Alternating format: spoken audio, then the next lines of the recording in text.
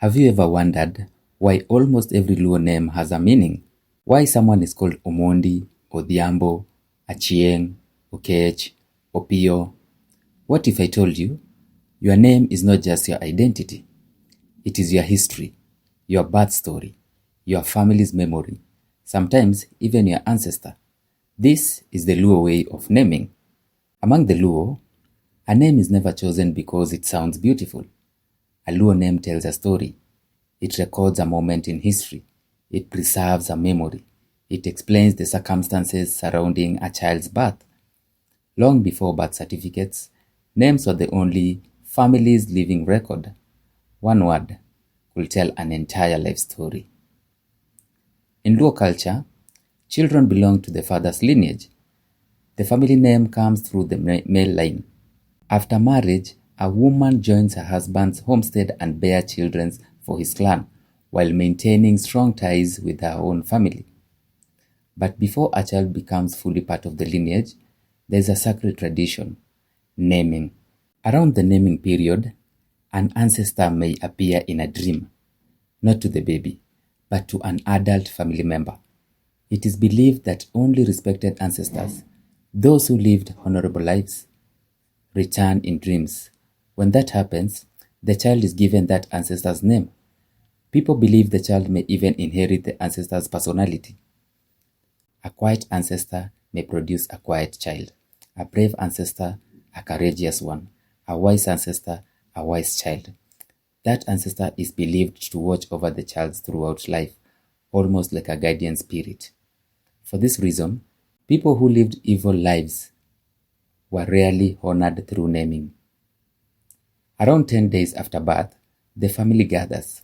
A goat is slaughtered, meat is roasted, traditional beer is shared. Then comes one of the most fascinating rituals. Tiny blades of grass, each representing a different proposed name, are placed into the baby's hands. The baby's hands is gently dipped into warm water. Whichever blade of grass remains in the baby's tiny fingers reveals the chosen name. To outsiders, it may seem simple. To the Luo, it's a sacred moment. The child has received an identity. Naming is more than giving a name. It is speaking a future into the child's life. As elders feast, they pronounce blessings. For boys, they pray for courage, strength, hard work, skill in hunting, success in farming, leadership. And for girls, they bless them with wisdom, good character, care for family, hospitality, and the ability to build a strong home. Names begin with blessings. Many things influence a Luo name. The time of birth, the weather, the season, whether there was famine, whether the child is a twin, whether the father had died, whether the birth was unusual. Every event becomes part of the child's identity. The first child carries special honor.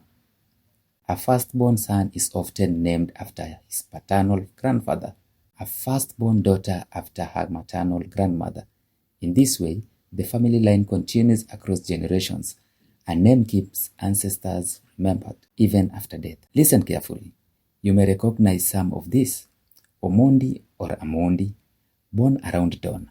Akinyi or Okinyi, born in the early morning. Onyango or Onyango, born before noon. Achieng or Achieng, born when the sun is shining brightly, usually around midday. Odhiambo or Odhiambo, born in the late afternoon or evening. Atieno or Otieno, born at night. Awor or Owor, born between midnight and dawn.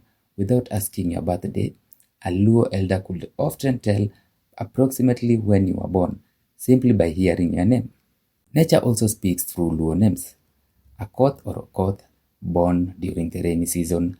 Ahoro or Ohoro, born during dry season. Aluoch or Oluoch, born when heavy mist covered the land. Harvest season. Okeyo, for famine. Okech, even the weather became part of your identity. Some names tell difficult family stories. Ojuang and Achola, born after the father's death. Obura, born during a funeral. Owino, born with the umbilical cord around the neck. Kumu, a child conceived because the mother's menstrual cycle returned after a previous birth. Every name records history. Twins have always held a special place in Luo culture. The first twin is called Opiyo for a boy and Apiyo for a girl. The second twin, Odongo or Adongo, and the child born immediately after twins receives another special name, Okelo or Akelo. Even birth order is remembered forever.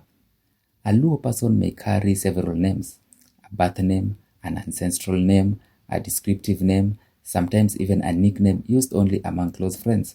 Each tells a different chapter of the same life.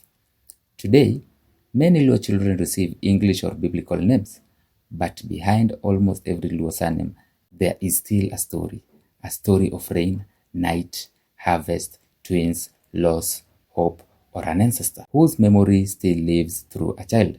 When you know a Luo name, you are not simply calling someone, you are reading history. Every Luo name carries a journey, a place, a season, a blessing, a family, a memory. That is why, among the Luo, names are never just names, they are living stories. What does your Luo name mean? Tell us in the comment below.